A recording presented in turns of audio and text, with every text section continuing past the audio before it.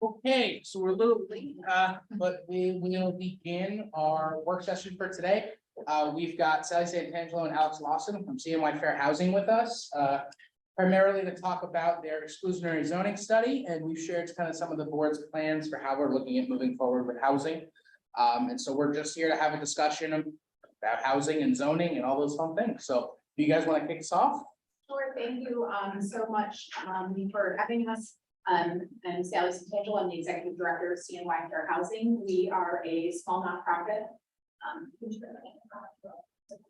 See us.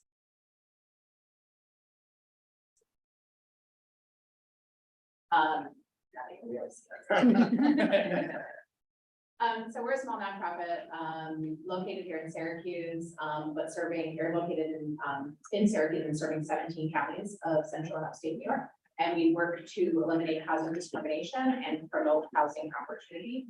And we do that by investigating housing discrimination, providing legal representation, advocacy for individuals whose housing rights are being violated, do a lot of education and outreach. And then we also do research and policy advocacy to improve housing opportunity. And we provide technical assistance to municipalities to reduce barriers to housing choice. We have, for several decades now, conducted the fair housing analysis for the city of Syracuse and Onondaga County. It's a study required by HUD for every municipality that receives HUD funding. And we do that study for the county and the CDBG consortium that all the towns are part of. In conducting those studies over the last, in 2014, we completed one in 2020. We really focused on the issue of zoning in that study as being one of the barriers, one of the leading barriers to housing choice for individuals who are protected under fair housing laws, because zoning processes were limiting what housing could be built and what types of housing could be built, particularly more affordable housing types. And in conducting those analyses, we realized we needed a better understanding of just how extensive the barriers and the limits on zoning were and how that worked to constrain people's housing options. So we started working on analysis to better look at zoning. Of course, there is no countywide zoning map or. We discovered just how much zoning there is. Yes. There are every town, village of the city of Syracuse has their own zoning ordinance and their own zoning rules and definitions and maps. There's a lot of similarities in those. But we wanted to be able to compare across jurisdictions and look countywide at zoning barriers, how those municipal zoning barriers all work together to limit out housing options for the people by driving up housing costs primarily. And we do a lot of, we track a lot of the housing developments in the community. We attend board meetings, we review planning and zoning minutes for many of the municipalities. We continue to see how opposition to proposals to build housing, ended up constraining projects. And which is why the kind of the opening page of the cover page of our story is really these headlines. Because we continue to see these, and so we undertook this analysis, and Alex will talk in more detail about it, but to gain this better understanding, it was several years in the making to actually produce a countywide zoning map that didn't exist previously, and then to be able to create do that cross-jurisdictional comparison as well. So I will turn it over to Alex to talk more specifically about the analysis and the steps and what we did for that. Slides. Oh, there we go. All right. Thank you. Yeah. So, I mean, we knew there's been a lot of research nationally about the effects of zoning on fair housing specifically, because it does condition housing opportunity in communities across America. And we had, before we did this bigger study, done one that was specifically on just on the city of Syracuse. Partially because all of their stuff is digitized, and we could do this really in-depth fine-grained analysis to say like, oh, okay, here's what different housing types are allowed. Here's the history going back to 1922 of why certain things were allowed here and not here. And like the answer is that it was explicitly racial. They were not coy about it. And we wanted to be able to sort of reproduce these bigger studies that we've seen for larger cities or Onondaga County specifically. But there was just no good way to reproduce sort of the fine-grained mapping analyses, because there just is no county zoning map. What you have instead are often PDFs. Actually, Manlius is one of the most advanced zoning maps in the county. It's interactive, it's GIS, it's really fantastic. Thank this guy right here. Absolutely love it. Usually you get this, we've got Marcellus and DeWitt here. These are PDFs, they're available online. And they show you what different zoning districts are, where they are, but they're not really comparable in any real way, partially because they're not to scale. And partially because, even if Marcellus and DeWitt both have something called R1, it means something different depending on, what's behind that name. So we kind of had to figure out how to abstract from the specific ordinances to be able to find something comparable. And what we basically did was we applied this sort of matrix of questions to every zoning ordinance in the county. There are 355 distinct districts in the 34 ordinances. And so for each one, we asked a series of questions that are almost entirely about housing.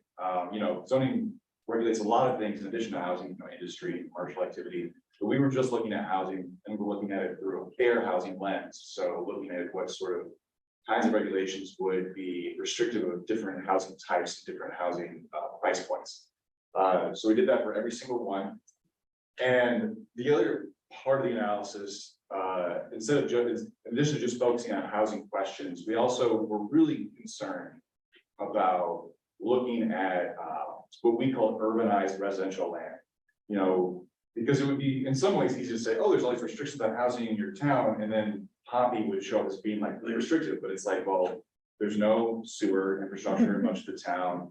It's being used for agriculture. That's not a bad thing by any means. You don't want to say, oh, we should build housing instead of agriculture, because sprawl is a real problem for fair housing as well.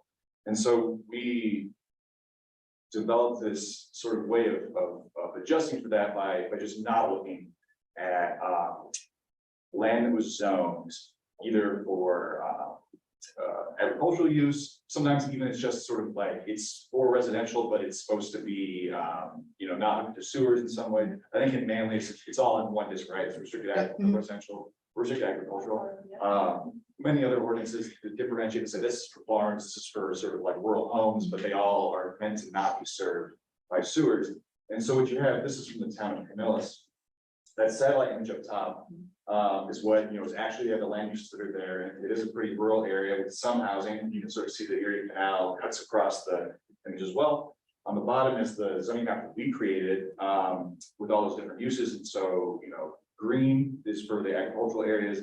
Yellow shows where housing is allowed, single family housing. Purple is where multi-family housing is allowed.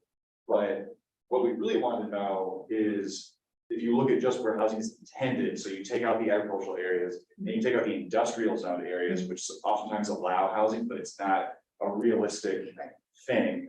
Mills, for instance, the waste beds, you could build apartments on one. By zoning, you couldn't actually.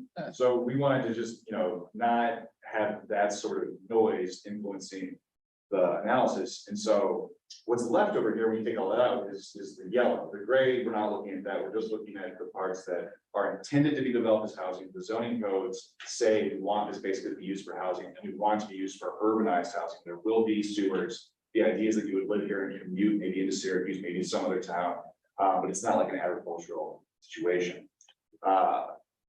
And so what we started really asking, the main thing that we asked is what kind of housing is allowed? Most housing in the county is single family detached. That's by far the most common housing type in Onondaga County. On the other side is sort of multi-family. You're going to build an apartment complex, maybe one building. but what anybody who looked at would call, oh, that's an apartment building. And then we had to account for sort of this in-between category of housing as well. Some codes, you know, give special dispensations to two-family houses. They'll put them with single-family housing, or they'll say, you know, row houses can go with detached single-family housing.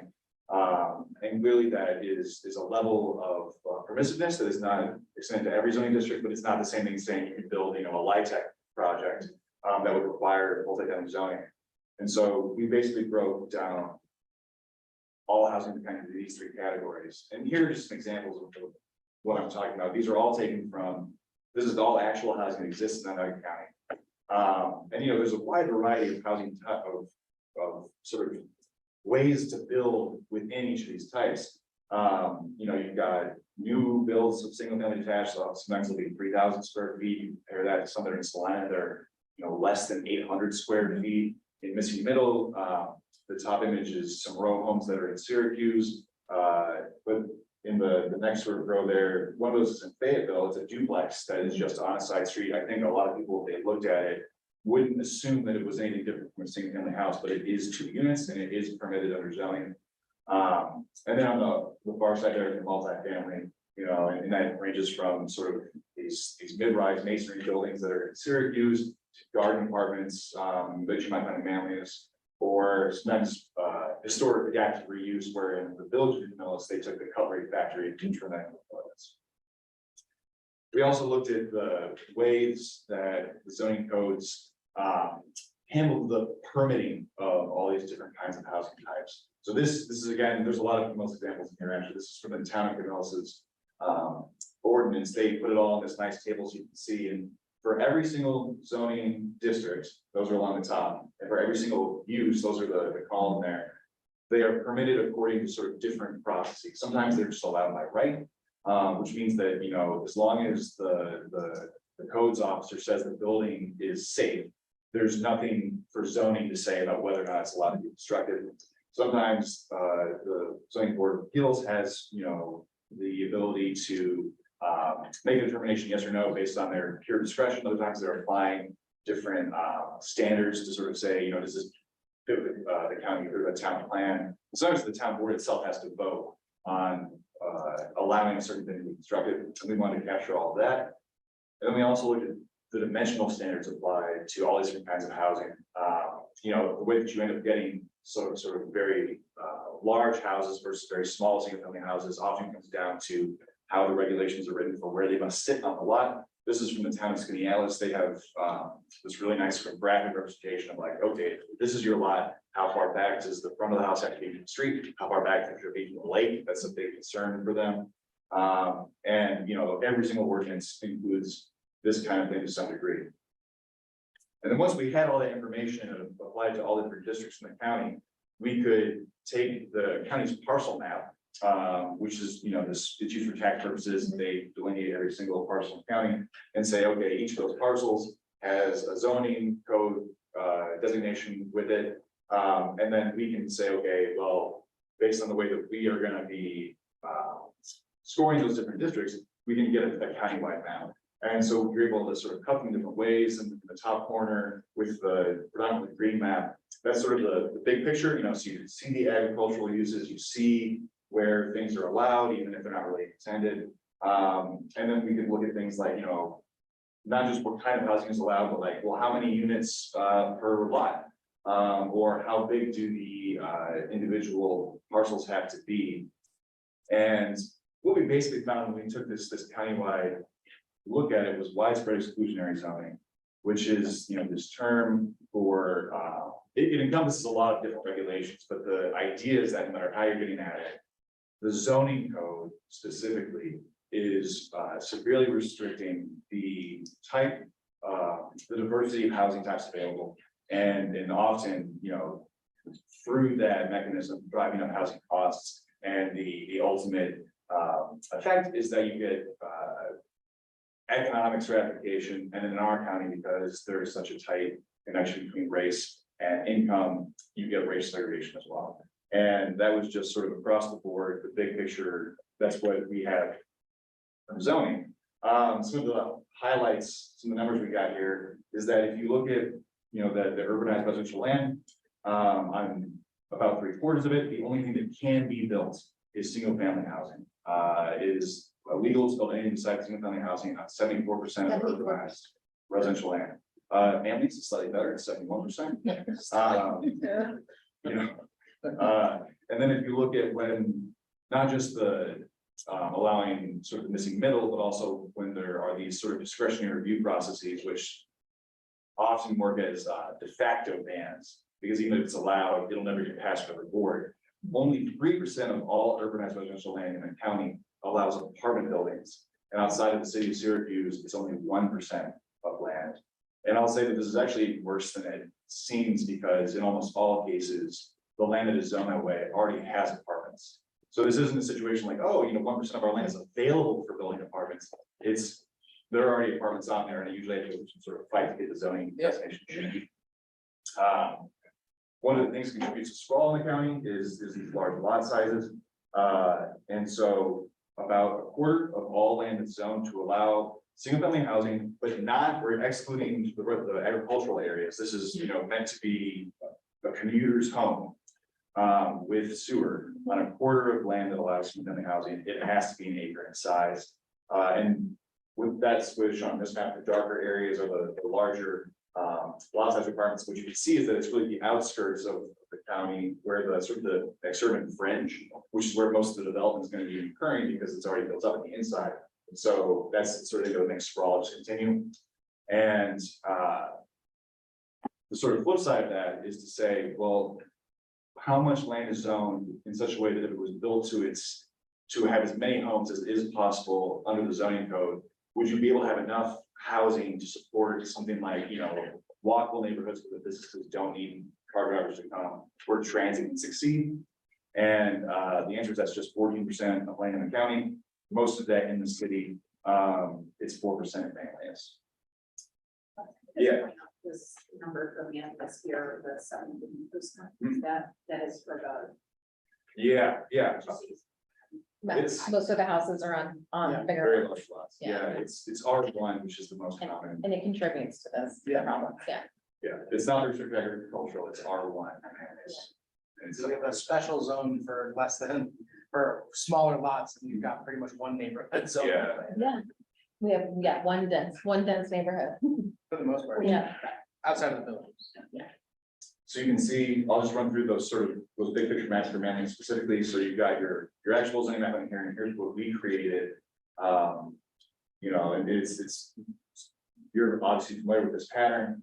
Here's the high level one, which shows the agricultural areas, shows the industrial areas. I've taken out Fayetteville and Manoa and the village of Manlius because they're not, you know, your jurisdiction as far as zoning goes. But you can see the breakdowns of how much land. I mean, I think this is actually very interesting because the housing is on a very small amount of land. So like for 70% of that small amount to be, you know, treated that way is pretty intense.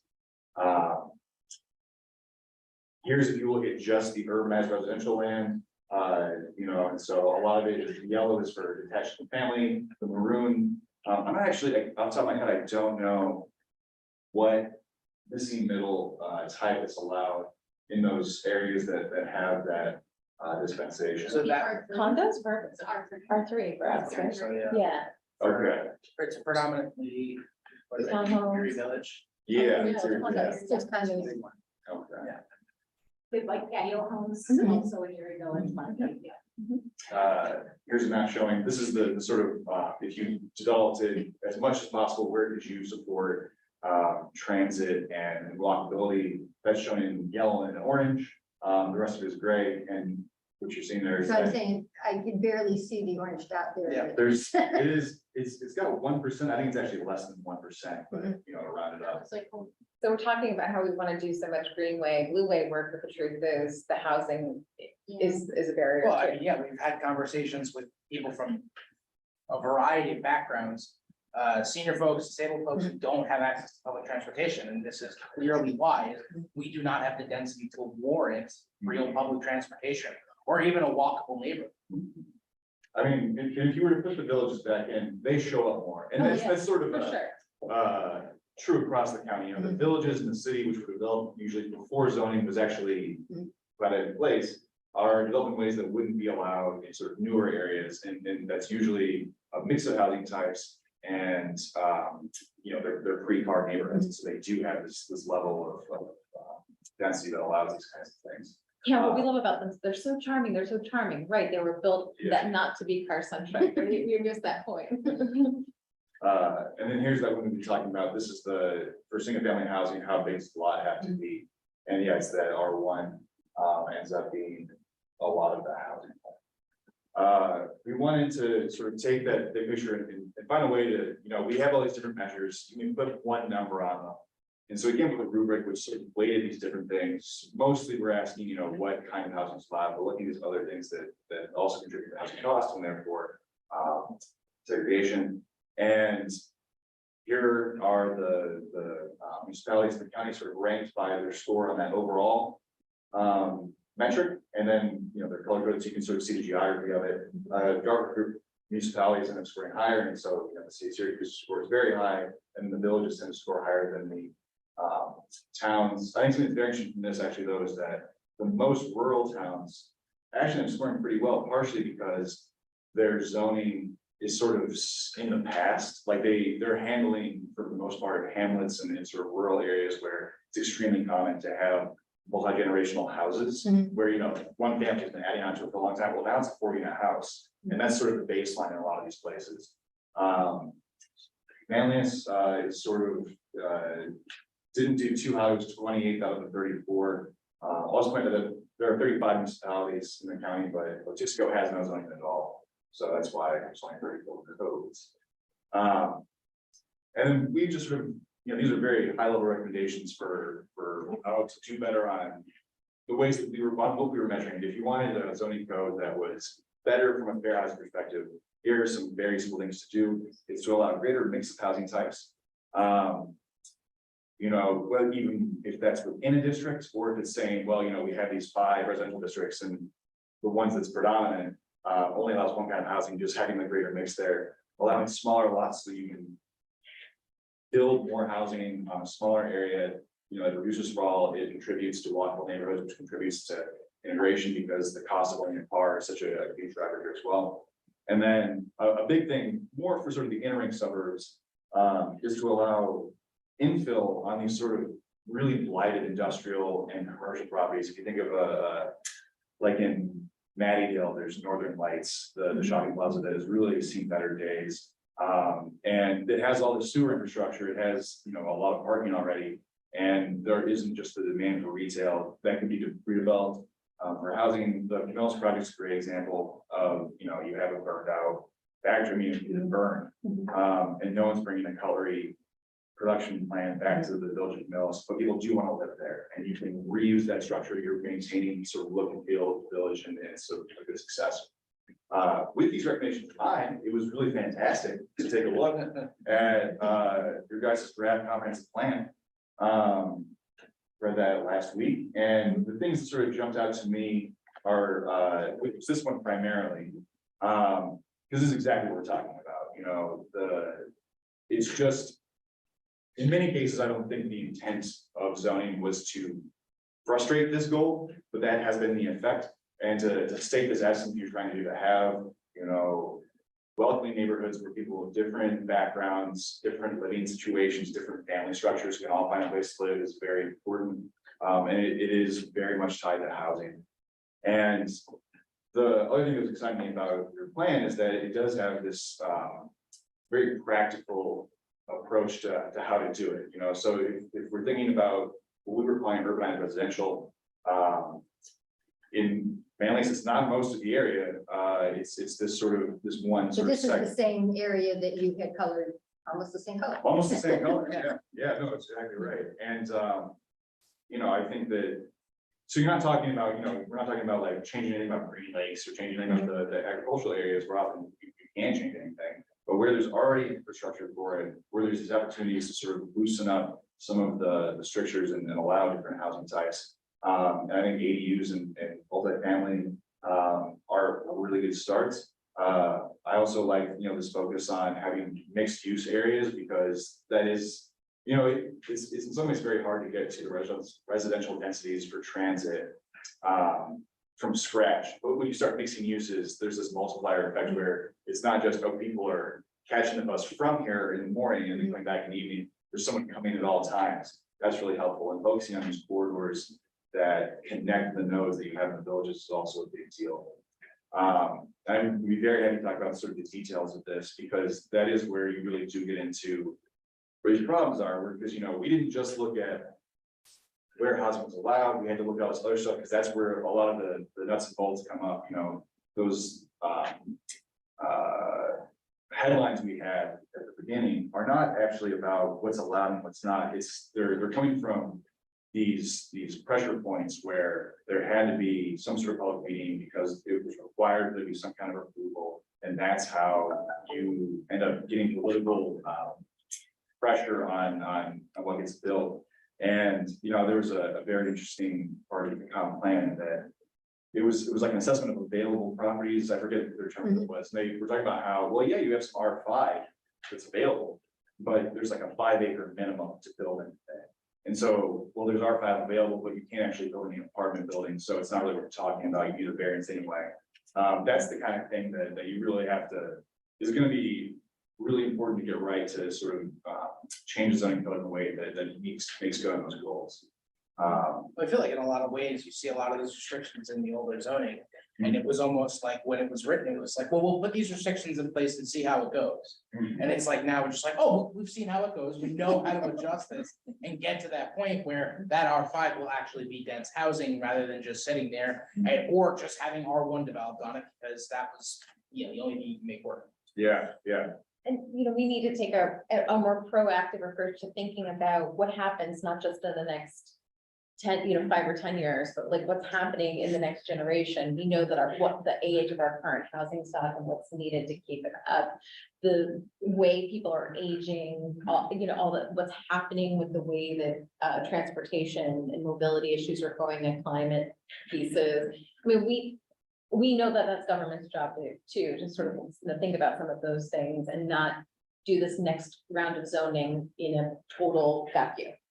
And also to work with our commercial and partners in town that are having to figure themselves out too when it comes to retail. Northern Lights is the perfect example. I mean, we can't imagine a time where the Target won't be the bustling Target that it is, but we thought the same maybe of shopping center, stuff like that.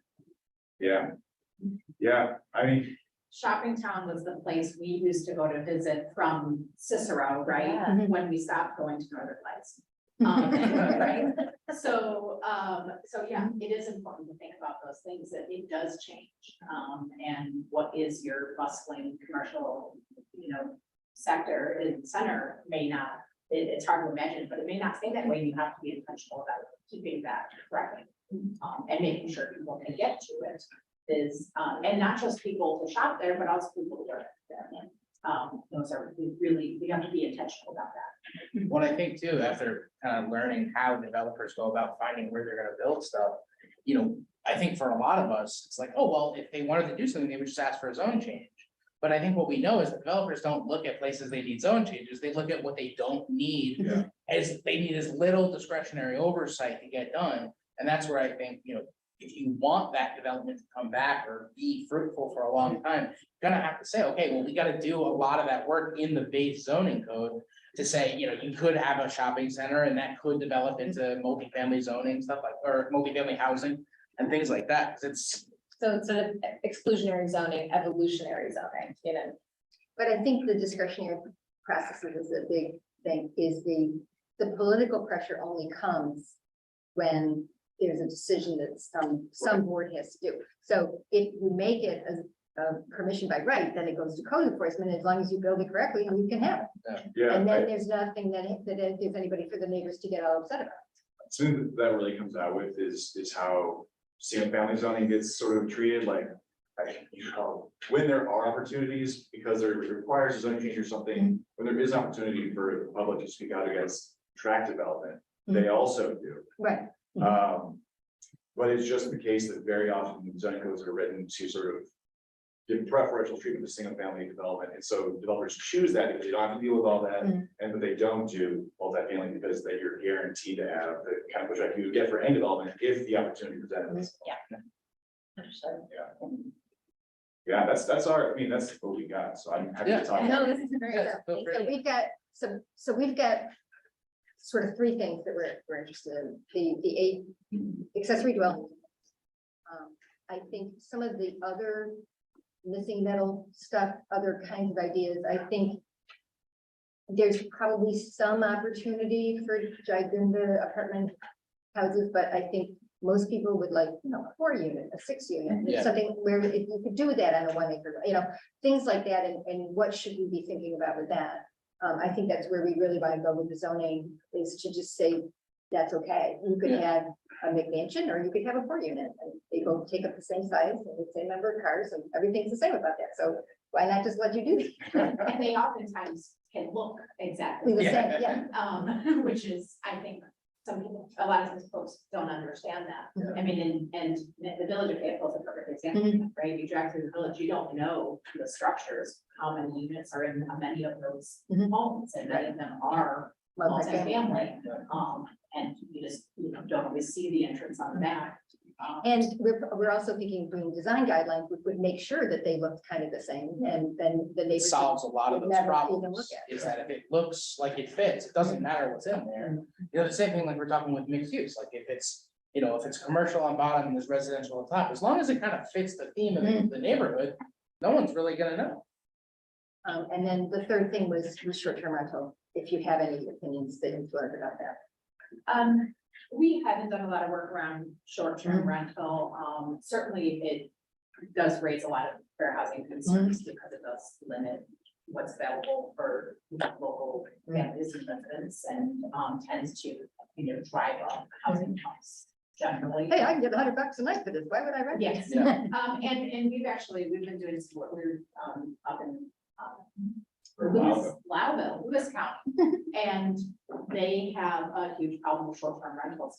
Particularly there, they have snowmobile tourists, and they can rent out each weekend during the winter and make the same amount that they were making by renting year-round to local residents.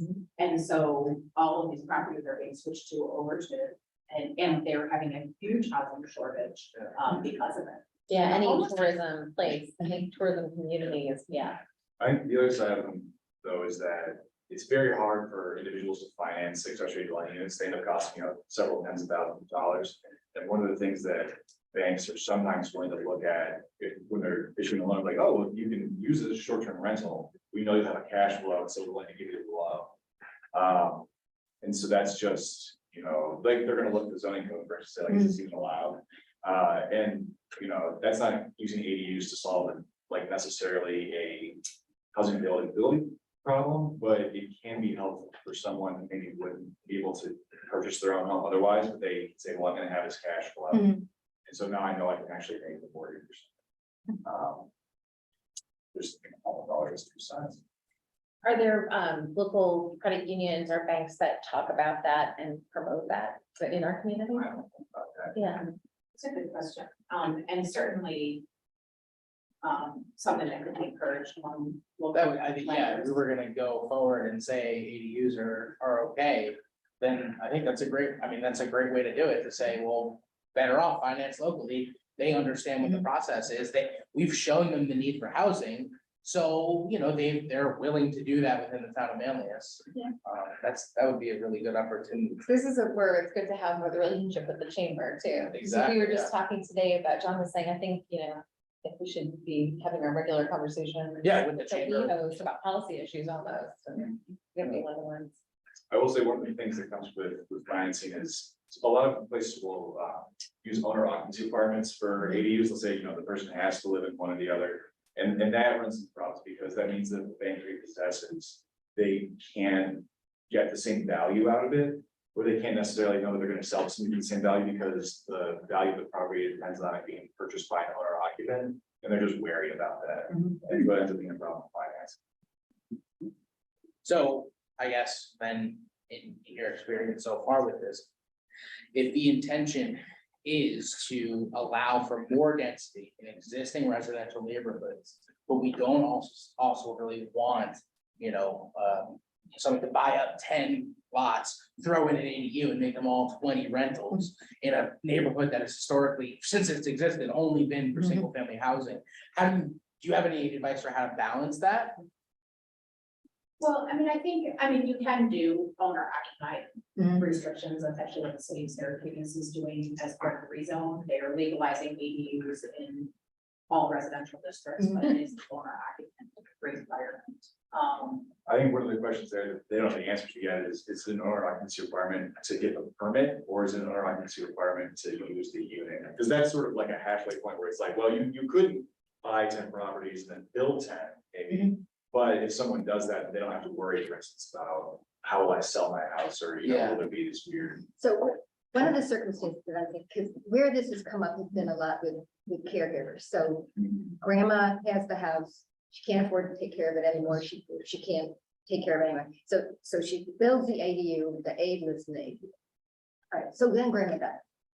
So now we have the aide, maybe wants to stay there, but can't, or maybe doesn't want to stay there. But now you've got 2 empty places. So can you rent both of them? Can you, do you have to rent it to another person who needs a caregiver so they can live in the ADU? Right. I mean, that's like very limited. I mean, I think the situation that I think of that sounds terrible is someone has an ADU, they have a tenant, they decide to sell, they sell to a landlord who doesn't care about losing the ADU or something, and now the person needs to be evicted, like, that's not a situation you really want to be encouraging, and it's one of those unintended consequences. But I think when you look at how frequently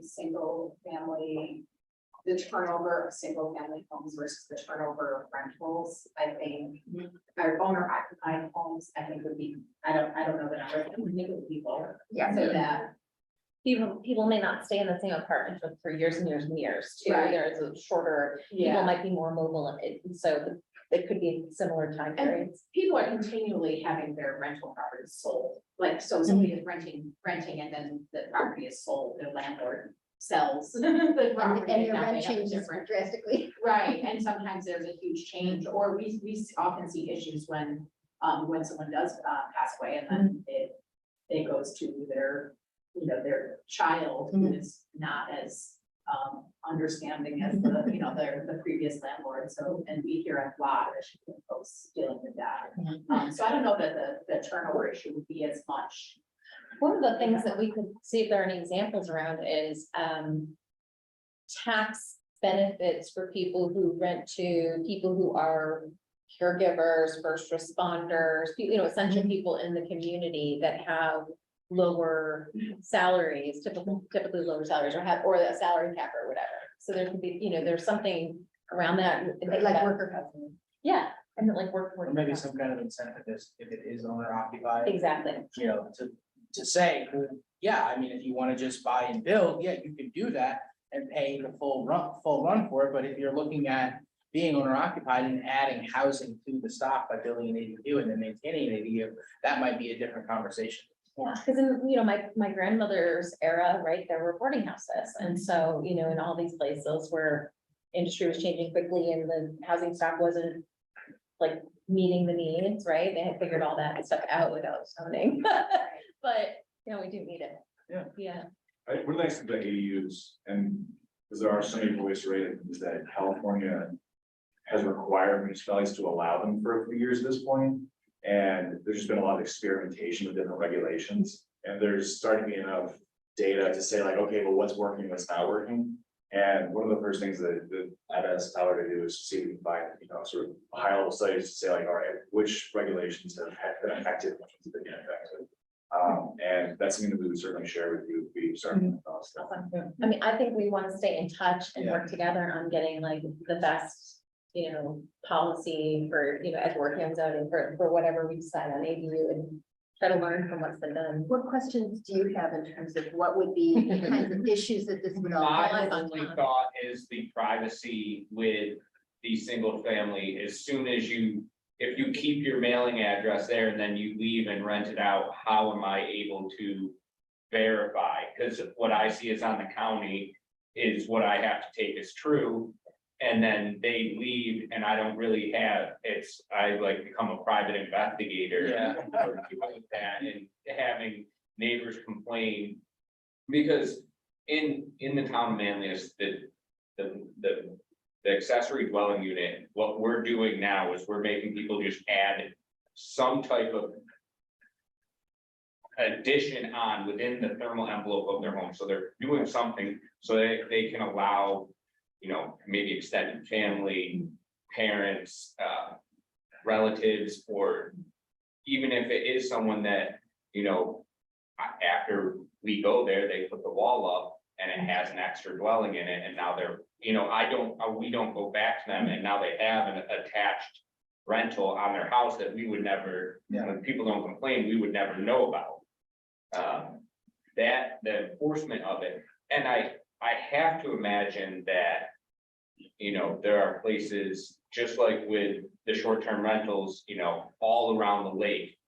They are dealing with it, how other places are dealing with putting two homes on a property within, let's say, the R1 zoning district, which has the lot size, which, because then you're putting another home on there, then the county's getting involved for your septic if you don't have sewer. So now we're looking into requirements for that, and, you know, if we're going to allow it, what are we gonna require for utilities, for water, for septic, right? Because now you've got an additional water usage on the property, and the well might not have been designed, and now we're allowing something that's gonna dry their well up in 6 months or 3 And weeks. fire protection.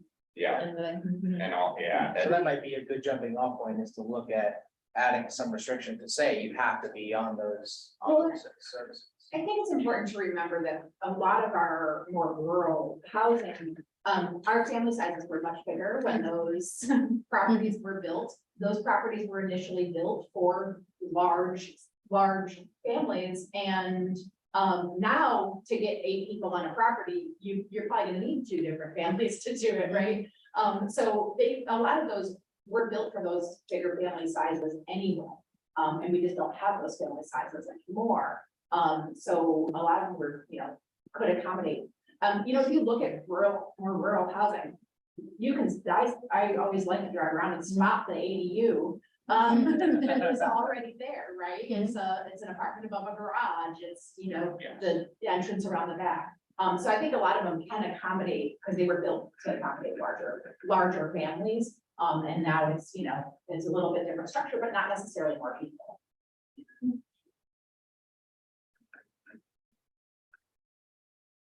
As far as short-term rentals, like what are what are the implications as fair housing violations would go? How, because we want to try to prevent fair housing or not, the short-term rentals from being, okay, we're gonna rent this out every night, like for single nights every so often here and there. And it's gonna change the neighborhood and community aspect of certain zones and everything.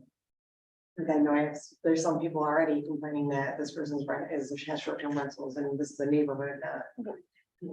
Can I just interrupt and say, because I know you had said that short-term rentals were something that you worry about in terms of fair housing, but I mean, what's so great about short-term rentals is that they're kind of visible, like either the neighbors know and it can easily verify it, it's verifiable in some ways, or it's digitally online. Is that searchable? Right. We don't have anything on the books that's preventing short-term rentals right now. So what, when we put something on the books for it, Exactly. what kind of implications could there be? Like what our housing violations might be? For housing violation. Yeah. I mean, there wouldn't be, anything that would be, a fair housing, not automatically, right? You know, there's concerns. The primary concern that I always see with short-term rentals is the way that they drive up. They limit housing stock that is available for other long-term rental. And so they limit people's options and reduce the amount of housing supply, and then drive it. So that is the primary concern. And that's generally the prevalence of short-term rentals. There have been concerns within some fair housing concerns within how short-term rentals have historically been monitored. There's been cases of race discrimination within short-term rentals, and national origin discrimination. And, I know there was some, efforts to, like Airbnb in particular, to, identify, discriminatory practices within the short-term rental industry. But that is, basically individuals who are engaging, who are renting out their properties, who are, denying people because of their name. Because they have a racially identifiable name or, so that's been the primary concerns, but then just the fact that we just don't know how the choices been a primary issue. So if we wanted to say, in the town of Manlius, there can only be 100 short-term rental units in this town. That's not, wouldn't necessarily be a fair housing violation, or if we wanted to say, okay, you can have a short-term rental, but it has to be for periods of 2 weeks time, 2-week intervals. I mean, I think a permitting process is what. Right, but which way are you going? Unlimited short-term rentals, but for a certain amount of period of times minimums, or only this amount of short-term rentals in the town? What's How would you decide? Like, which, is there fair housing violations in either way? I think it doesn't sound like a fair housing violations necessarily, other than just a bit there, it's more on the person running that short-term rental. Who would run into those issues with whatever platform they're using, Just making sure. yeah. If somebody has a property that they live in 11 months out of the year, but then they take a month off in the summer, and the only way they can afford to keep that property is if they were to rent it out for a couple of weeks. We don't want to reduce people's ability to have housing. But, again, there can be regulations to make sure. The big concern with short-term rentals is that oftentimes the people that are renting them are not the best neighbors. And, if everyone was quiet and not, On vacation. on vacation, right, on vacation. So, that's one of the issues. And we can look, nationally at areas where they have a lot more, short-term rental use, because there are areas, look at some of what some other fair housing organizations are, concerns they've raised. You know what, we should check on New Orleans. Yeah, New Orleans is very concerned, but like, it's a good example, like, New Orleans has a problem with short-term rentals because of Mardi Gras. Yeah, do you guys have a festival like Mardi Gras? All right. Congratulations. Yeah. But I think that, I believe it was California, you said that I had heard a story there where the housing prices, because, and I don't think it was even a resort town, it was just the housing is so tight. in Yeah. California. But this particular, like a regular neighborhood, everybody had taken to short-term rental. And because it was so profitable. Yeah. The housing prices went up, because now they're basically selling like as commercial, Yeah. because they're renting them all the time. And so I know they were renting like to Silicon Valley workers or something, and they were just making a fortune. And so then the people that were just regular people who lived there couldn't afford their house. So there's something around that, and we already have escalated housing costs. We don't want to be like Yeah. making that work. At the same time, if there's an opportunity for folks to make, a few $100 extra over graduation weekend, Why not? maybe that isn't, but I think you're having limits on how long someone can use their property as a short-term rental. Yeah. Would take care of that. I think we've also been dancing around an issue for a long, in this conversation, which is that like, there are like currently, if you're looking for like traditional housing, you're looking to buy, you're looking for a year lease. And there's a lot of people who need 3-month leases for some reason. And so, that's why Hannibal Estates is in the news right now, so people are living there, that's why the boarding house situation you were talking about in the past, it's just very common for someone to need a short. Well, and that was one of the things Yeah. that we were looking at before was there's people like SU professors or physicians coming to upstate where they have a gig. They're Yeah, here right. for a semester or they're here for their residency or something, and they're not planning to be here all the time. Right. Well, and I think it's a mix of, you have people who are, construction workers Mhm. or traffic nurses that have shorter term gigs. And then you also have a lot of people who cannot come up with the upfront security deposit and first month's rent to be able to rent at a longer term rental. And that's where you see people who are, where using hotels, as a last resort, because that is the only short-term rental options that they have. And other kind of, there's people, not so much these days, but people being transferred. So the transferee comes now because that's when the job is, and then the family comes like after school's over or whatever, and then they buy a house then. But in the meantime, the transferred person is here by Just- itself. This whole population used to be served by, there used to be a housing freehold situation, and it got sort of regulated out of existence by essentially zoning law, and people had these concerns about like, oh, is that really the way to live, do we wanna like allow that, and then here we see the problems. Right, But there are a lot more boarding people- houses and rooming houses, this is traditionally how we've housed. Or those long-term motel places where you can Exactly. come and go for 4 months and then leave, and not have the cost of the upfront rent, the deposit, all that stuff. Well, I think we have to think about it also really just the way that the job market is changing generationally. So there are, people who are trying to live places for certain periods of time in certain parts of the country and do their digital work. And so, or people who have to be near family members to be caretakers for certain periods of time too. So I think if we think about what we're incentivizing and what we're and unintended consequences and do lots of different scenarios as we come up with our policy, it'll help. Well, I mean, that's, one of the things we always try to be practical about like what is our actual housing market and, and what are the, how do people actually live there? And make sure that any, that is part of the consideration. Yeah. At the end of the day, it's still, this rent is too darn high. Yeah. Yeah. So I think that is important to like think through about what do, people who live in Manlius or who want to live in Manlius, how, what are their actual day-to-day needs in terms of the places that they want to live in. Well, number one, we are always worried about traffic. And the truth is, if you're not asking people to come in and live and come from the city of Syracuse from something that's more affordable to work here, and you're not asking them to get on the road and they can actually afford to live here, you're taking cars off the road. So I think, there are ways that we can also reframe for people who are not sure how this all works with today's needs. That's what we've talked about. I mean, I think the threat in the future is that, the current trajectory is that the newest development in Manlius is further out along like 92, closer to the county line. And eventually you're gonna have a pretty big population that's coming from Madison County through Manlius every day, you Syracuse back, Oh, and that's a lot more traffic. I mean, we're through town. Exactly. Driving through it.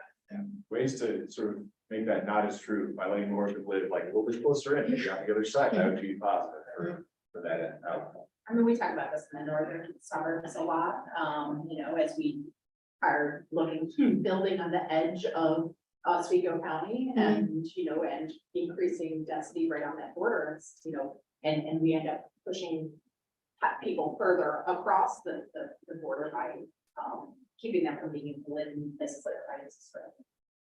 So the, and, I think there's, I'm glad to be having this conversation, so I just wanna, Yeah, thank you so much. it's, We thank you for doing all the work. no, it's, we would do the work anyway, so I appreciate that there's an interest in it and, Well, no, the work that you actually do, you give us so much data, the technical assistance to municipalities. Thank you. Sure. I have one final question. When you speak about development, what is your outreach to the Home Builders Association and people that try and put denser housing and as developers, they know what they're doing, but they're right at that cost of where they want to do it their way.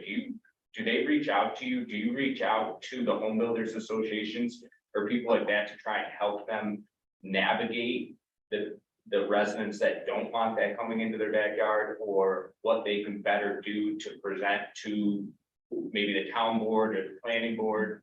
Is there outreach to them or? yeah, I'll say, so we do talk to the Home Builders Association and they have, they've actually talked in a little bit about how the impact of zoning regulations on driving up housing cost and, they quoted in some stories about zoning about how, I think it was 25% increase in housing costs because of exclusionary zoning. Individual developers often, they want to be able to develop their projects, and so they are often very resistant to rocking the boat within a particular community. And so what they do is they scale back their projects, or they just don't, they don't try difficult things at all. I know that from what I've heard, a lot of them are going to communities with PUDs, which town has just adopted. But how they actually implement that, present that, are they going about it the best way? Is there someone that can kind of massage what they're doing and give it a better approach for Well, I mean, the municipality they're presenting Yeah. to? Do you guys, I don't wanna say offer that, but is that discussed with I'll them say- about how they can? we talked to a lot of